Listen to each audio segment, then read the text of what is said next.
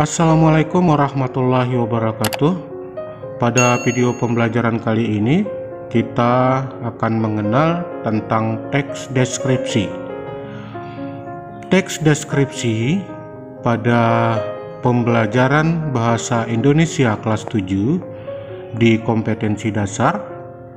Di sini kita akan mengidentifikasi informasi dalam teks deskripsi tentang suatu objek.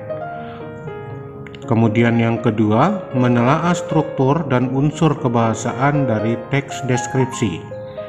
Nah, pada video pembelajaran kali ini ada beberapa hal yang akan kita ketahui, mulai dari pengertian teks deskripsi, ciri dan tujuan teks deskripsi, struktur teks deskripsi, ciri kebahasaan teks deskripsi, dan yang terakhir langkah-langkah menyusun teks deskripsi. Kalau kita lihat dari pengertian teks deskripsi secara umum, deskripsi merupakan suatu bentuk karangan yang menggambarkan suatu hal sesuai dengan kondisi yang sebenarnya.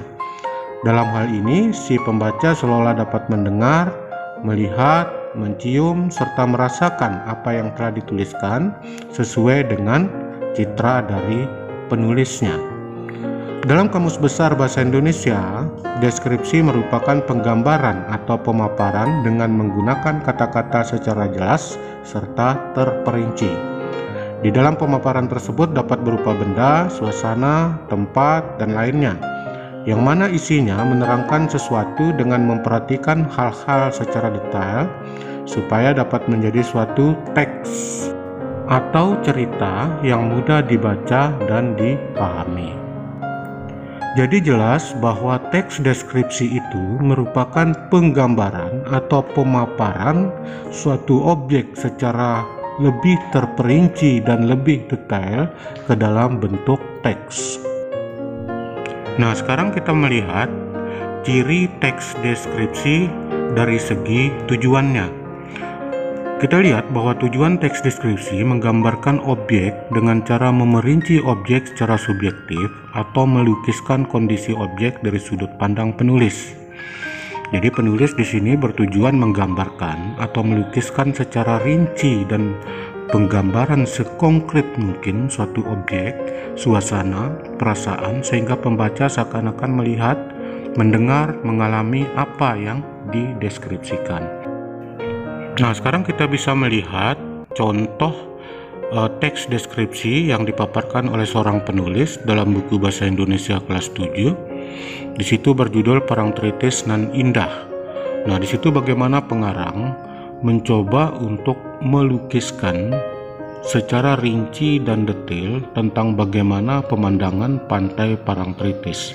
Mulai dari pantai Parangtritis yang sangat memesona, kemudian di sebelah kiri terlihat tebing yang sangat tinggi, di sebelah kanan kita bisa melihat batu karang besar yang seolah siap menjaga gempuran ombak. Kemudian pantai bersih dengan buih-buih putih bergradasi abu-abu dan kombinasi hijau sungguh elok. Nah, di situ kita melihat bahwa pengarang berusaha melukiskan atau menggambarkan secara detail tentang objek wisata Parangtritis yang terdapat di Yogyakarta. Itu bisa dilihat pada buku Bahasa Indonesia kelas 7. Ciri teks deskripsi yang kedua merupakan ciri teks dari segi objek yang dideskripsikan. Jadi objek yang dibicarakan pada teks deskripsi ini lebih bersifat khusus karena objek tertentu yang kemungkinan berbeda dengan objek lain. Objek yang dideskripsikan bersifat pendapat personal. Jadi kita melihat contohnya dari buku Bahasa Indonesia kelas 7, di situ berjudul Ayah Panutanku. Jadi di sini pengarang berusaha untuk melihat objek yang menonjol dari sisi ayah. Misalnya, ayah berpostur sedang, berumur sekitar 54 tahun, rambutnya putih beruban, di dagunya terdapat bekas cukur jenggot putih di dagunya, kulit ayahku kuning langsat, wajah ayah tipikal Batak dengan rahang yang kuat, dan hidung mancung tapi agak besar. Matanya hitam tajam dengan alis tebal. Sepintas ayahku seperti orang India. Nah, pada ciri yang kedua ini lebih khusus menggambarkan tentang objek. Kemudian ciri teks deskripsi dari segi isi.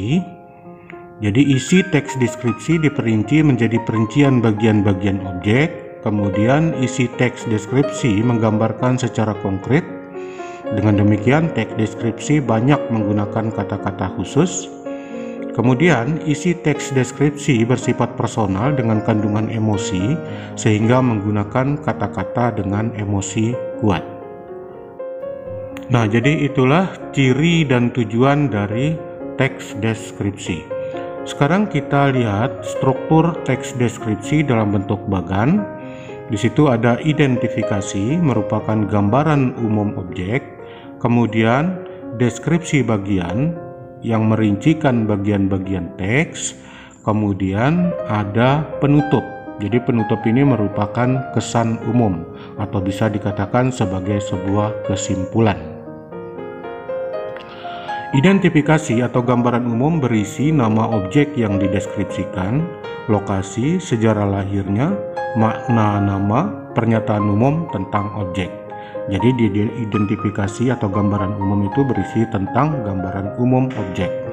Kemudian pada deskripsi bagian itu berisi perincian bagian objek berdasarkan tanggapan subjektif penulis. Perincian dapat berisi apa yang dilihat. Kemudian perincian juga dapat berisi apa yang didengar.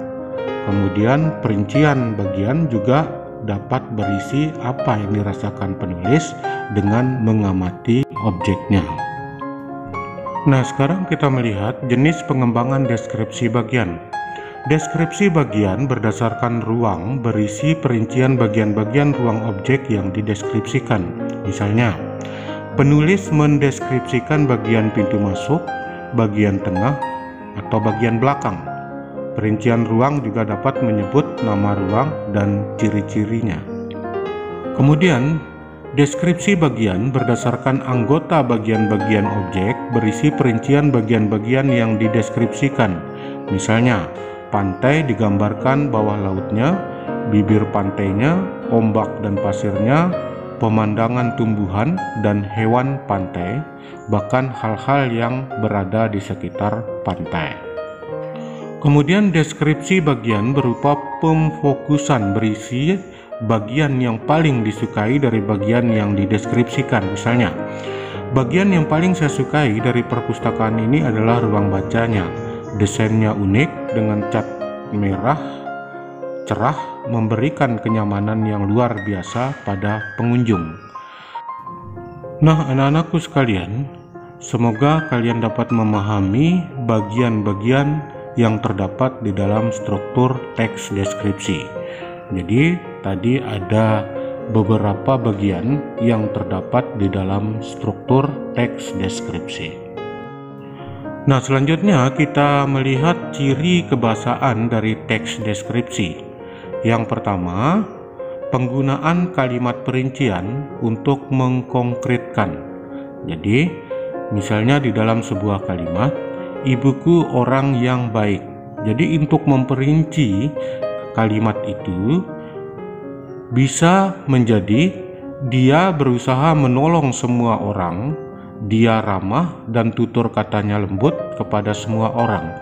Jadi, perincian itu menggambarkan bahwa bagaimana ibuku orang yang sangat baik. Jadi, penggunaan kalimat perincian untuk mengkonkretkan sebuah kalimat. Yang kedua, penggunaan kalimat yang menggunakan cerapan panca indera. Teks deskripsi berisi kalimat yang seolah-olah dapat dilihat, didengar, dan dirasakan. Jadi di sini penulis teks deskripsi itu menggunakan kalimat yang seolah-olah nanti pembacanya dapat melihat, mendengar, atau merasakan apa yang dilukiskan atau digambarkan oleh seorang penulis. Jadi penggunaan kalimat yang menggunakan cerapan panca indera. Jadi bisa melihat, bisa mendengar, dan bisa merasakan apa yang ditulis oleh penulis. Kemudian yang ketiga, penggunaan kata dengan kata dasar. Jadi di sini pada fonim K, P, T, S luluh jika setelah awalan me diikuti oleh kata dasar yang berawal dengan huruf K, P, T, S. Misalnya pada bentuk kata pengaruh ketika mendapat imbuhan me menjadi memengaruhi. Kemudian fonim K, P, T, S tidak luluh jika setelah awalan me diikuti oleh kata dasar yang diawali dengan klaster atau konsonan rangkap. Misalnya pada bentuk prakarsai, jadi PR ya. Jadi itu bentuk konsonan rangkap, jadi menjadi memprakarsai. Kemudian fonim K, P, T, S juga tidak luluh jika setelah awalan me diikuti oleh kata-kata berimbuhan yang berawalan dengan huruf K, P, T, S. Misalnya pada kata pertaruhkan, jadi mempertaruhkan. Selanjutnya adalah penggunaan sinonim pada teks deskripsi. Misalnya pada bentuk kata indah itu memiliki sinonim pada bentuk kata elok, kata permai, kata molek. Kemudian misalnya dicontohkan juga dengan bentuk kata mengherankan. Sinonim dari kata mengherankan bisa dalam bentuk kata mengagumkan, dalam bentuk kata memukau, dalam bentuk kata fantastis, dan lain sebagainya. Jadi penggunaan sinonim ini sangat penting juga pada bentuk teks deskripsi untuk memperinci secara konkret. Kemudian yang kelima, penggunaan kata depan pada teks deskripsi. Jadi di sini pada bentuk kata depan di, ke, dari, dan pada. Kemudian pada penggunaan kata depan di dan awalan di itu juga harus bisa dipisahkan penggunaannya. Kalau kata depan di berfungsi sebagai kata depan jika diikuti dengan kata keterangan tempat, arah, posisi, atau letak. Jadi sebagai kata depan ditulis terpisah dengan kata yang mengikutinya. Kemudian kalau di sebagai awalan itu ditulis serangkai dengan kata yang mengikutinya. Dalam hal ini di berfungsi sebagai imbuhan pada kata kerja pasif. Kemudian ciri kebahasan teks deskripsi yang keenam adalah penggunaan kata khusus. Jadi ada dua bentuk kata, ada disebut dengan kata umum dan kata khusus. Kata umum adalah kata yang luas ruang lingkupnya dan dapat mencakup banyak hal. Kata-kata yang termasuk dalam kata umum disebut dengan hipernim. Kemudian kata khusus adalah kata yang ruang lingkup dan cakupan maknanya lebih sempit. Kata umum dan kata khusus sebenarnya sinonim tetapi dengan makna yang lebih khusus. Di sini saya mencontohkan penggunaan kata umum dan kata khusus sesuai dengan apa yang ada di dalam buku Bahasa Indonesia kelas 7. Jadi misalnya pada bentuk kata umum indah, maka kata khususnya adalah elok, molek, cantik, menawan, menakjubkan, memesona, manis, dan sebagainya. Nah, sekarang kita masuk pada langkah-langkah menyusun teks deskripsi. Langkah pertama, tentukan dulu subjek yang akan dideskripsikan dan membuat judul teks tanggapan deskripsi berisi objek yang akan dideskripsikan dengan tanggapan personal penulis. Jadi, dalam membuat judul, seorang penulis teks deskripsi bahwa judul itu harus menarik dan sesuai dengan objek yang dideskripsikan. Nah, kemudian langkah kedua, buatlah kerangka bagian-bagian yang akan dideskripsikan. Karena kerangka ini nanti akan mempermudah bagi penulis untuk menyusun sebuah karangan dengan mengikuti kerangka yang sudah dibuat. Nah, di sini saya contohkan dengan kerangka yang terdapat di dalam buku Bahasa Indonesia kelas 7.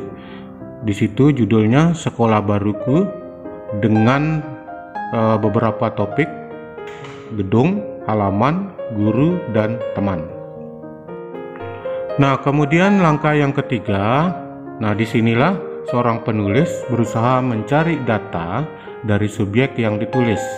Jadi data bisa dicari dengan cara mengamati subjek yang akan dideskripsikan. Nah, pada langkah keempat, barulah seorang penulis menata kalimat-kalimat menjadi paragraf pembuka teks tanggapan deskripsi atau juga disebut dengan identifikasi. Kemudian setelah itu baru masuk kepada paragraf deskripsi bagian pertama, kemudian paragraf deskripsi bagian kedua, dan paragraf deskripsi bagian ketiga. Nah, setelah itu baru masuk kepada paragraf penutup. Nah, sebagai langkah kelima, penulis merincikan objek atau suasana yang dideskripsikan dengan menggunakan kata dan kalimat yang merangsang panca indera.